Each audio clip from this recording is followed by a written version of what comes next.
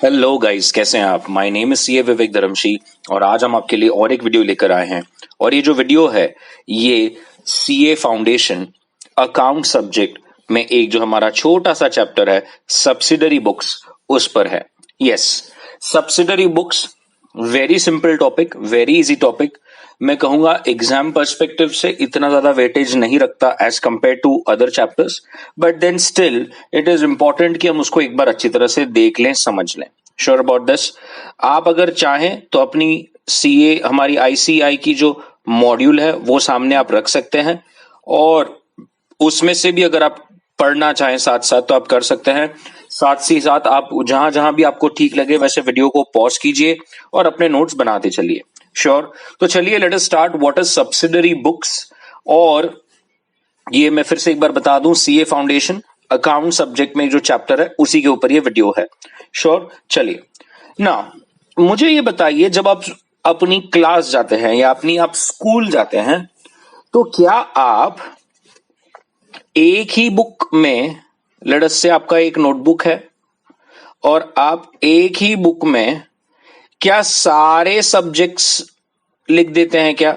जैसे for example अगर आप सीए फाउंडेशन की कोई कोचिंग इंस्टीट्यूट है, कोचिंग क्लासेस है, वहां पर आप अपनी कोचिंग कर रहे हैं, क्या आप एक ही नोटबुक में अकाउंट्स के सारे चैप्टर्स, लॉ के सारे चैप्टर्स, इको का जो भी आपका नोट्स बनाना है, मैथमेटिक्स है, स्टैटिस्टिक्स है, क्या ये सारी ही चीजें आप एक ही नोटबुक में एंटर करते हैं क्या? नहीं। आप क्या करते हो, अकाउंट्स के लिए अलग बुक बनाते हो, लॉ के लिए अलग बुक बनाते हो, इको के लिए अलग बुक बनाते हो, मैथमेटिक्स के लिए अलग बुक बनाते हो। यस और नो? मुझे बताइए आप करते क्यों हैं? आप कहेंगे सर ऑब्वियस सी बात है, अगर हम एक ही बुक बनाएंगे, अगर हम एक सिंगल बुक बनाएंगे तो ऑब्वियसली हमें कंफ्यूजन होगा। यस और नो? आपकी कंटिन्यूटी जो है वो नहीं रहेगी और आपको समझने में डिफिकल्टी होगी, प्लस आपका टाइम जो है ढूंढने में वो जाएगा। So loss of time, energy. Guys, ठीक ऐसा ही एक कॉन्सेप्ट है बिजनेस में भी। अगर आप देखेंगे बिजनेस में, मुझे बताइए एक साधारण सा अगर हम बिजनेस लें और लेट अस से मैं ये आपका जर्नल बना रहा हूं जो हम लोगों ने हमारा 11th स्टैंडर्ड में ही देखा था, date, particulars, LF, debit, credit, right. अब थोड़ा समझिए कि हो सकता है आपका एक पहले परचेज का कोई एंट्री आया हो, आपने वो एंट्री पास कर दी, फिर सेल की एंट्री आई हो वो आपने पास कर दी, फिर परचेज की एंट्री आई हो वो आपने पास कर दी, फिर परचेज की एंट्री आई आपने वो पास कर दी, फिर सेल की एंट्री आई, उसके बाद फिर से एक सेल की एंट्री आई, और ऐसे बीच में ही आपका एक फिक्स एसेट परचेस आ गया, आपने एक्सपेंस कर दिया, कोई एडजस्टिंग एंट्री आ गई, फिर से सेल्स आ गया। I hope you getting what I am trying to tell you. अगर हर बिजनेस में नॉर्मली दो चीजें बहुत इंपॉर्टेंट है, बेसिक फंडा क्या है, गुड्स को परचेज करना और वही गुड्स को अपना प्रॉफिट लगाकर आगे बेचना। यस और नो? परचेज और सेल के हमारे जो ट्रांजैक्शंस है वो बहुत यूज है, बहुत ज्यादा रिपीटेटिव होता है, लेकिन इसके बीच में और भी तो कई सारी एंट्रीज हैं। जैसे मैंने बताया एडजस्टिंग एंट्रीज है, आपकी अक्रूड, आउटस्टैंडिंग, प्रीपेड वाला जो कॉन्सेप्ट है वो है, आपका फिक्स असेट है, आपके एक्सपेंसेस हैं, आपकी ड्राइंग्स है, आपका loss by fire, insurance claim, अरे कितनी सारी चीजें हैं। तो मेरे को बताइए, अगर हम वो सारी की सारी चीजें एक ही बुक में मेंटेन करेंगे तो आपको नहीं लगता, अगर किसी ने पूछा ए तेरा परचेज कितना है तो आपको दिक्कत होगी कैलकुलेट करने में, तेरा सेल कितना है आपको दिक्कत होगी कैलकुलेट करने में। इससे अच्छा आपको नहीं लगता एक बेस्ट ऐसा किया जाए कि भाई परचेज के ट्रांजैक्शन हो ना तो एक ही बुक बनाओ, सेल का ट्रांजैक्शन है तो एक उसके लिए बुक बना लो, परचेज रिटर्न के ट्रांजैक्शंस के लिए एक बुक बना लो। इन शॉर्ट, जब आप कोई पर्टिकुलर ट्रांजैक्शन के लिए एक अलग ही बुक बना देते हैं कि भाई ये बुक में है ना सिर्फ यही ट्रांजैक्शंस रिकॉर्ड होंगे, तो बताइए आपके लिए कितना सिंपल है। कल जाकर किसी ने बोल दिया क्या आप मुझे बता सकते हैं आपका जुलाई मंथ का परचेज का टोटल क्या है, तो आप तुरंत ये वाली बुक में देखेंगे और अपना आंसर बता देंगे। किसी ने कह दिया क्या आप बता सकते हैं अगस्त में आपका टोटल सेल्स कितना था, तो आप ये वाली बुक में देखेंगे और आप बता देंगे। यस और नो एवरीबडी। तो यही है हमारा सब्सिडरी बुक्स का कॉन्सेप्ट। जब आप हर एक ट्रांजैक्शन के लिए एक सेपरेट बुक बना लें तो हम उसे कहेंगे सब्सिडरी बुक। इसके एडवांटेजेस क्या हैं? इसका एडवांटेजेस है कि काम जो है वो बढ़ जाएगा। अब एक ही व्यक्ति को सारे एंट्रीज नहीं पास करने, आपने अलग अलग बुक्स बना दी और अलग अलग व्यक्ति के लिए एक अलग पर्सन अपॉइंट कर दिया तो काम जो है वो बढ़ जाएगा, नंबर ऑफ पीपल बढ़ जाएंगे, but then it will be divided. The second is specialisation and efficiency. जब एक व्यक्ति एक ही पर्टिकुलर टाइप का एंट्री पास कर रहा है तो आप समझ सकते हैं उसका ज्ञान, उसका नॉलेज, उसका उस पर्टिकुलर ट्रांजैक्शन से रिलेटेड जितने भी एस्पेक्ट्स है उसको सारी चीजें पता चल जाएगी। वो बड़ा एफिशिएंटली काम करेगा बिकॉज उसको पता है रोज उसको वही एंट्री करनी है। तो उस एंट्री के रिलेटेड टैक्स की इश्यूज हो, डिस्काउंट के इश्यूज हो, फिर वो इंपोर्ट हो, एक्सपोर्ट हो, जो भी है उस पर्टिकुलर ट्रांजैक्शन से रिलेटेड, वो सारी ही चीजों में एक्सपर्ट हो जाएगा। थर्ड, आपका टाइम बचेगा। कम ऑन यार, ये तो क्लियर है कि आपका टाइम बचेगा। काम जब बढ़ता है तो टाइम तो बचना ही है। अवेलेबिलिटी ऑफ इंफॉर्मेशन, आपको ईच ट्रांजैक्शन के लिए आराम से एक जगह पर पूरी इंफॉर्मेशन मिलेगी। कोई टेंशन नहीं है, कोई आपको सेपरेटली कैलकुलेट नहीं करना, बस उस पर्टिकुलर बुक को जाइए और आपकी इंफॉर्मेशन तैयार है। और बाद में ऑब्वियसली फ्यूचर में जब आपको ऑडिट करना है, चेक करना है, कल जाकर कोई बैलेंस एग्री नहीं करता, कोई एरर मिल गया तो वो ढूंढने में भी आपको बड़ी आसानी होगी। Sure about this. तो ऑब्वियसली सब्सिडरी बुक्स बनाने के एडवांटेजेस तो हैं। तो अब आप कहेंगे सर कितनी बुक्स बनाएं? बिल्कुल बड़े ध्यान से देखिए। पहले तो सब्सिडरी बुक्स को बुक्स ऑफ ओरिजिनल और प्राइम एंट्री भी कहा जाता है। याद रखें, ट्रू और फॉल्स में कभी आ सकता है कि भाई सब्सिडरी बुक्स का दूसरा नाम बुक्स ऑफ ओरिजिनल और prime entries are also known as subsidiary books. अब ये कौन सी बुक्स होती है? तो पहले एकदम अच्छी तरह से ध्यान से देखिए। पहला होगा कैश बुक। क्या होगा? Cash book. सर मतलब इसमें क्लियर हो गया कि कैश से कुछ भी पैसा आया है या कहीं पर पेमेंट हुआ है तो सारे ट्रांजैक्शंस कैश बुक में ही होंगे। You are right. सर मेरा कैश सेल्स है, कैश बुक में आएगा। बट सर आपने तो बोला था ना कि सेल्स के लिए अलग बुक बनाइए। यस, बनाना ही है। ये देखिए सेल्स के लिए अलग बुक। तो सर लेकिन फिर आपने बोला अभी कैश सेल्स कैश बुक में। याद रखिए सेल्स बुक में सिर्फ और सिर्फ क्रेडिट सेल्स की ही एंट्री आएगी।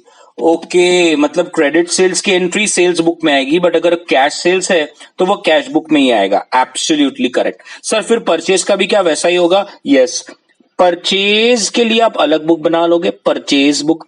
लेकिन अगर वो कैश परचेज है तो वो कहां जाएगा? कैश बुक में। लेकिन अगर वो क्रेडिट परचेज है तो वो कहां आएगा? अगर वो क्रेडिट परचेज है तो फिर वो आपका या आपकी परचेज बुक में ही आएगा। तो आपको मैंने क्या बोल दिया? एक है कैश बुक, दूसरा है परचेज बुक, तीसरा परचेज रिटर्न बुक। अगर आपके परचेज रिटर्न्स बहुत ज्यादा फ्रीक्वेंट हैं और बहुत ज्यादा हैं तो आप परचेज रिटर्न के लिए अलग बुक बना लीजिए। सेल्स बुक मैंने आपको पहले ही बताया, सेल्स रिटर्न बुक, मतलब ये चार बुक सिंपल हो गई। Purchase book, purchase return, sale book, sales return. उसके बाद आता है bill receivable book, only bill receivable book, और बिल्स पेबल बुक, मतलब आपने किसी के ऊपर बिल ड्रॉ किया हो उसकी एंट्री और किसी ने आपके ऊपर एंट्री पास की हो उसकी एंट्री। मैं पहले ये क्लियर कर दूं आपको कि जो बिल ड्रॉन की जो हमारी प्राइमरी एंट्री होती है वो वही सिर्फ बिल रिसीवेबल और बिल पेबल में आएगी।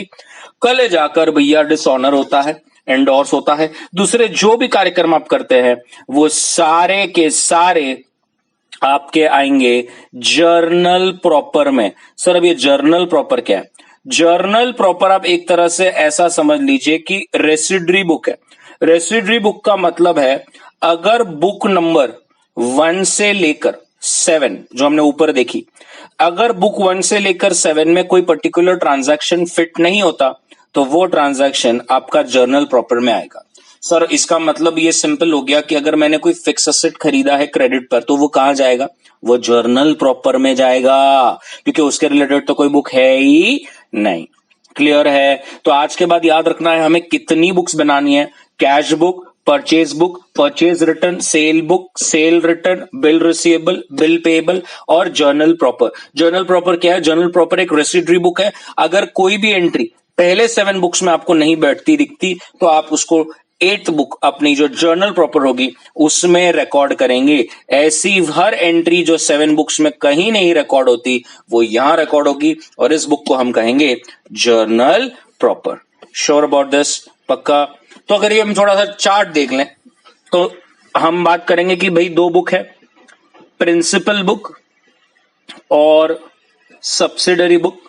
अब आपकी प्रिंसिपल बुक में obviously the ledger and the cash book और सब्सिडरी बुक भी कैश बुक है। अगर आपको याद होगा कैश बुक पर हमने एक सेपरेट जो है लेक्चर लिया था और मैंने आपको तब बताया था कि cash book is a principal book as well as subsidiary book. अरे यस और नो?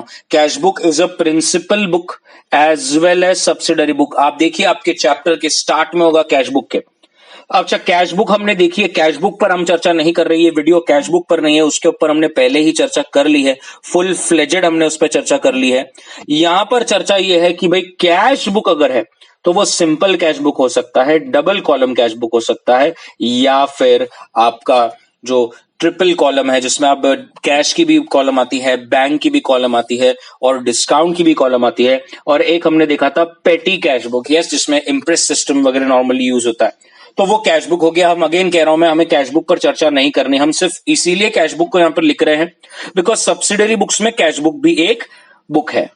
उसके अलावा अगर हम कैश बुक को देखें जो कि पहली बुक है, उसके बाद में परचेज बुक है जिसमें आप देख सकते हैं सिर्फ क्रेडिट परचेज, सेल बुक है जिसमें सिर्फ क्रेडिट सेल्स, परचेज रिटर्न में सिर्फ क्रेडिट परचेजेस के credit purchase return, same way sales return, bill receivable, bill payable and last में अगर जैसे हमने पहले पीछे कहा कहीं पर भी अगर कुछ रिकॉर्ड नहीं होता तो आप जर्नल प्रॉपर में रिकॉर्ड करेंगे। क्लियर है? Sure about this? आपको एक थोड़ा सा फॉर्मेट बता दूं कि परचेज बुक का फॉर्मेट होगा कैसे। सो यहां पर रूल कहता है to record the credit purchase of goods dealt in or materials and stores used in a factory, a separate book that is a purchase book or purchase journal is used. यहां पर date, particulars, LF, सारी details जो भी होगी और amount. Clear? और यही normally सारी बुक्स का फॉर्मेट है।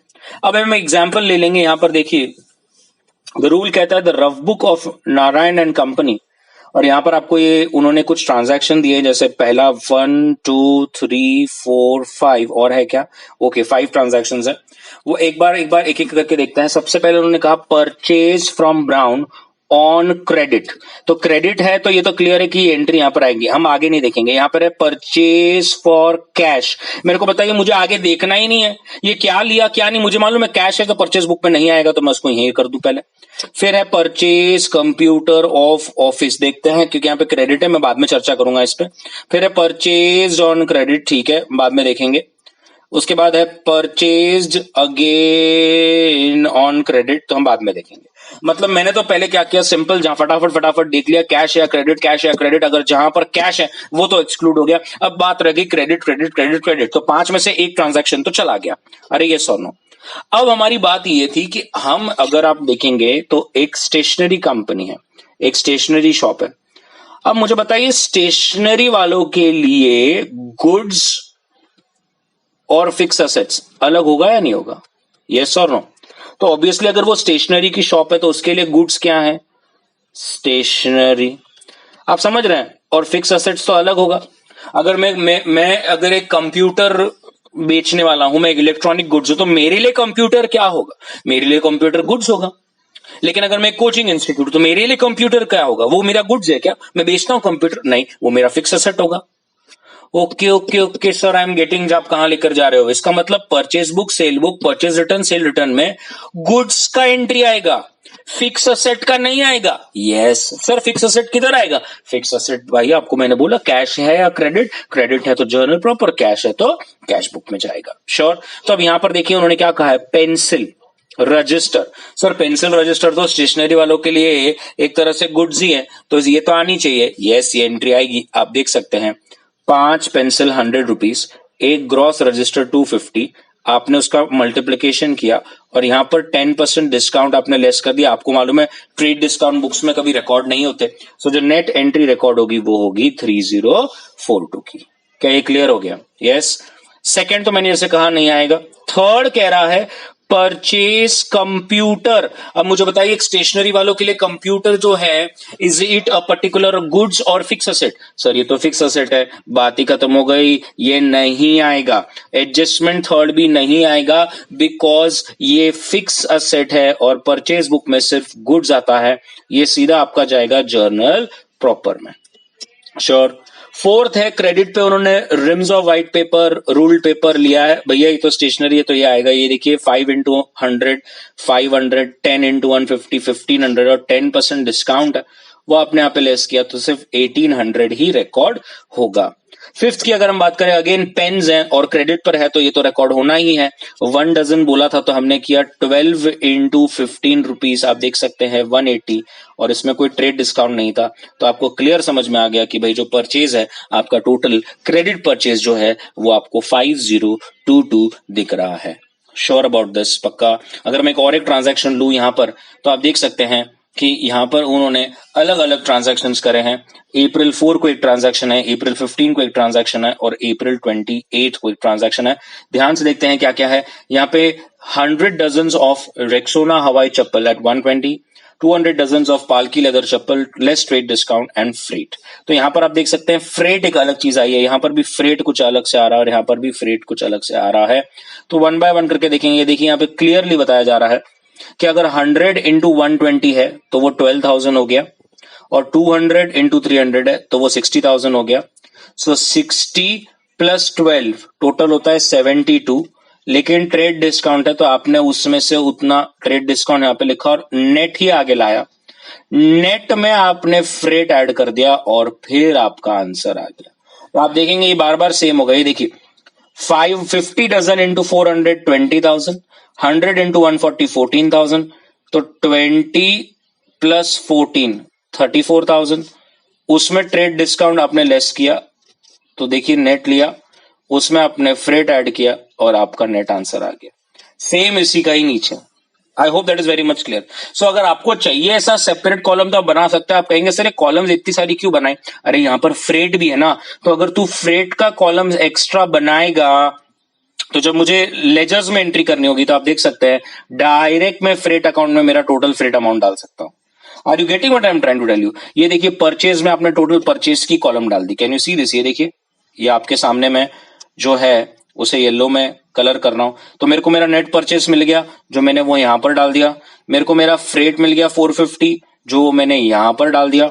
और अब रिस्पेक्टिव जो भी पार्टीज थी, जैसे ये अजय एंटरप्राइज, बालाजी ट्रेडर्स और तृप्ति एंटरप्राइजेस, वो मैंने 3 अकाउंट खोल दिए, अजय, बालाजी और तृप्ति। और जबकि ये मेरे क्रेडिटर्स हैं, मुझे इनको पैसे देने हैं, तो मैंने जो भी परचेज है वो यहाँ पर रिकॉर्ड किया है विद फ्रेट। यहाँ पर भी बालाजी विद फ्रेट और तृप्ति इंडस्ट्रीज विद फ्रेट। अब मैं ऑब्वियसली जब पैसे इनको पे करूंगा तो वो फिर आपका पर्टिकुलर जो है अजय एंटरप्राइजेस टू कैश या बालाजी ट्रेडर्स टू कैश या तृप्ति एंटरप्राइजेस टू कैश हो जाएगा। Sure about this everybody? ठीक उसी तरह से अगर हम एक सेल्स का ट्रांजैक्शन लें, आप देख सकते हैं यहाँ पर कि यहाँ पर 330 shirts at 800, 20 trousers at 1000 trade discount. फिर ये सोल्ड फर्नीचर, सोल्ड है फर्नीचर है, आप समझ गए होंगे। सोल्ड 50 शर्ट, सोल्ड 13 शर्ट्स, और आप देख सकते हैं सोल्ड ऑन क्रेडिट। अब अगर मैं एक एक करके देखूं तो ये क्रेडिट है तो कोई दिक्कत नहीं, ये फर्नीचर है भैया, ये फिक्स असेट है, ये थोड़ी आएगा। सोल्ड 50 शर्ट्स आएगा।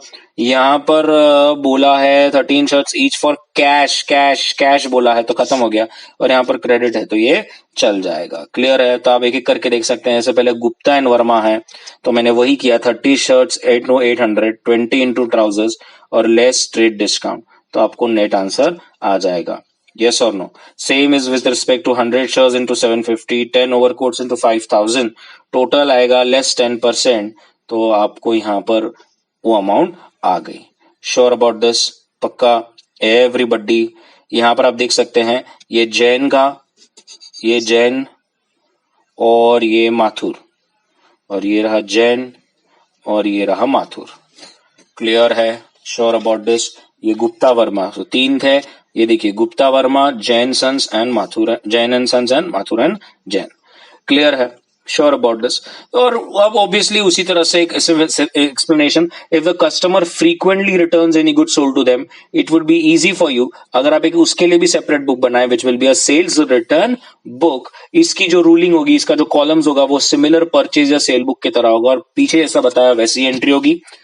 अगर आपकी खुद की भी आप दूसरों के परचेजेस जो है वो बहुत फ्रीक्वेंटली अगर आप रिटर्न कर देते हैं, तो फिर रूल कहता है आप वैसा एक परचेज रिटर्न बुक भी बना लीजिए, और यहाँ पर क्लियर लिखा गया है कि रूलिंग जो होगी वो सिमिलर होगी परचेज बुक की तरह। Sure about this. अगर आप एग्जाम्पल देख लेंगे यहाँ पर, तो मैंने रिटर्न कर दिया है, और वो उषा फैंस है 280 का, और ये इलेक्ट्रिक कंपनी 280। तो उसी तरह से आप देख सकते हैं जहां पर मैंने अब रिटर्न किया है, तो उतने से मेरा जो क्रेडिटर है वो कम हो जाएगा, and these been my creditors. आपको मालूम है क्रेडिटर के कॉलम में purchase return is on the debit side, so मैंने वो राजेंद्र के डेबिट में और मॉडर्न इलेक्ट्रिक के डेबिट में लिखा, और रिटर्न आउटवर्ड के सन्ड्रीज बोलकर टोटल ले लिया, which is 180 plus 100। Sure about this, पक्का। सो ये बुक आपको हेल्प करता है कि हम डायरेक्टली वो बुक से हमारे लेजर्स में पोस्टिंग कर सके। श्योर अबाउट दिस, पक्का। The lastly is it is bill receivable and bills payable book। और जैसे मैंने आपको कहा कि अगर आपके बिजनेस में बहुत जगहों पर promissory note, bills of exchange, hundis का ट्रांजैक्शन होता है, आप एक्सेप्ट करते हैं या लोग आपके ऊपर ड्रॉ करते हैं और आप उसको एक्सेप्ट करते हो, तो बेटर है कि फिर आप जो है तो बिल रिसीवेबल और बिल्स पेबल बुक बना लीजिए। लेकिन आपका बिल्स ऑफ एक्सचेंज एक फुल फ्लेजेड चैप्टर है, तो वहां पर उसी के बिल्स ऑफ एक्सचेंज पर भी हमने यूट्यूब पर वीडियो डाल रखा है, तो उसकी ट्रीटमेंट आगे कैसी होती है वो सब वहां पर होगा। लेकिन मैं आपको इतना कह सकता हूं कि बिल रिसीवेबल और बिल्स पेबल के ड्रॉन जो बिल्स हैं वो इसकी एंट्री होगी, उसके बाद वो डिस्काउंट होता है, उसके बाद वो डिसऑनर होता है, वो सारी ही एंट्रीज जो है आपकी जर्नल प्रॉपर में रहेगी। श्योर अबाउट दिस, पक्का। अब आखिरी बुक जो आ जाती है वो है जर्नल प्रॉपर। तो उन्होंने एक एग्जांपल के तौर पे बताया कि फिर जर्नल में और क्या क्या चीजें आती है। तो सबसे पहले आता है ओपनिंग और क्लोजिंग एंट्रीज। जब 31 मार्च हम हमारी बैलेंस शीट बना लेते हैं, जो 1 अप्रैल जब हमें नए फाइनेंशियल ईयर के बुक्स ओपन करने होते हैं, तो हम जो ओपनिंग बैलेंस की एंट्रीज पास करते हैं with respect to asset and liabilities, वो एंट्री जो है आपकी जर्नल प्रॉपर में आती है, जहां पर आप सारे असेट्स को डेबिट करते हैं और सारी लाइबिलिटीज को क्रेडिट करते हैं। ठीक उसी तरह से क्लोजिंग एंट्रीज भी पास की जाती है, जैसे आपका प्रॉफिट एंड लॉस जो है वो कैपिटल अकाउंट में ट्रांसफर होता है, यस, तो वो सारी चीजें आएगी। अगर कल जाकर कोई रेक्टिफिकेशन है, और आपको मालूम है रेक्टिफिकेशन मतलब चेंज है, अगर आपसे कोई गलती हो गई एंट्री पास करने में और आपको बाद में पीछे से उसे रेक्टिफाई करना है, तो वो आप रेक्टिफिकेशन जर्नल प्रॉपर के थ्रू कर सकते हैं। The next is transfer entry. Transfer entry मतलब अगर एक अकाउंट से पर्टिकुलर कोई अमाउंट है ऑन अकाउंट किसी दूसरे अकाउंट में ट्रांसफर करना हो, या दो अकाउंट का नेट बैलेंस करना हो, तो वो सारी एंट्रीज जो है वो ट्रांसफर एंट्री के द्वारा होगी। एडजस्टिंग एंट्री मतलब आपके वो 4 adjustments, outstanding, prepaid, accrued, advance, वो सारी ही चीजें जो है वो आपकी यहाँ पर एडजस्टिंग एंट्रीज में आ जाती है। इंटरेस्ट ऑन कैपिटल देना है, डेप्रिसिएशन ऑन फिक्स एसेट पास करना है, ये सारी की सारी चीजें आपकी जर्नल प्रॉपर में आएगी। आप देख सकते हैं ये ऐसे एग्जांपल्स हैं, आप सोचिए, दिमाग लगाइए, आपके 7 बुक्स में कभी नहीं बैठेंगे। दूसरा मैंने जैसे आपको कहा डिसऑनर ऑफ बिल, अगर कहीं जाकर आपका बिल्स ऑफ एक्सचेंज या प्रोमिसरी नोट का डिसऑनर होता है, तो जैसे मैंने आपको पीछे भी कहा कि आपकी bill receivable, bill payable book में वो नहीं आएगा, वो तो आपका जर्नल प्रॉपर में ही आएगा। Sure about this. और उन्होंने और भी काफी सारी मिसलेनियस एंट्रीज कही है, जैसे आपने कोई क्रेडिट परचेस किया है फिक्स असेट का, तो वो यहां पर आ जाएगा। कस्टमर्स को आपने लेट अस से फॉर एग्जांपल कोई डिस्काउंट दिया है, तो वो यहां आ जाएगा। Receipt of promissory note if separate bill book have not been maintain. Obviously अगर आपने कॉमन सेंस से bill receivable, bill payable book बनाई ही नहीं है, तो फिर उसके भी ट्रांजैक्शन कहां आएंगे? जर्नल प्रॉपर में।